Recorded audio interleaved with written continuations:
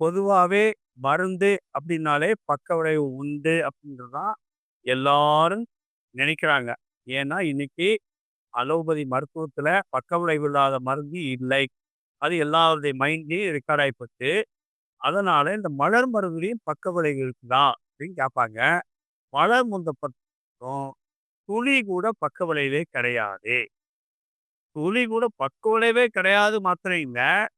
Suppose வந்துட்டு ஒரு allopathy மருந்துன்னு எடுத்துக்கிட்டீங்கன்னா, அது வந்து ரொம்ப டாக்டருடைய ஒரு அட்வைஸ் இல்லாம, ரெக்கமெண்டேஷன் இல்லாம சாப்பிட்டோம்னா, ப ஒரு உயிருக்கே ஆபத்து வரக்கூடிய சிலதெல்லாம் இருக்குது.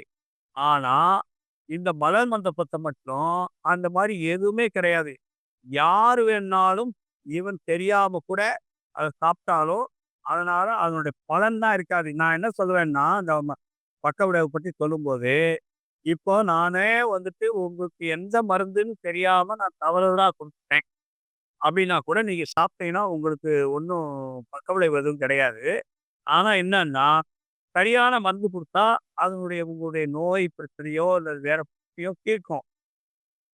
நான் சரியா மருந்து குடுக்கலைன்னு சொன்னா, உங்களுக்கு ஜஸ்ட் சுகர் குளோபல்ஸ் தான். ஆ சுகர் குளோபல்ஸ சாப்பிடுறதுனால நமக்கு என்ன ஒரு பாதிப்பு? ஒண்ணும் பாதிப்பு கிடையாது. 2வது இது எல்லாம் சுகர் ஃப்ரீன்னு வேற சொல்லிக்கிறாங்க. அதனால எந்த பாதிப்பும் வரவே வராது.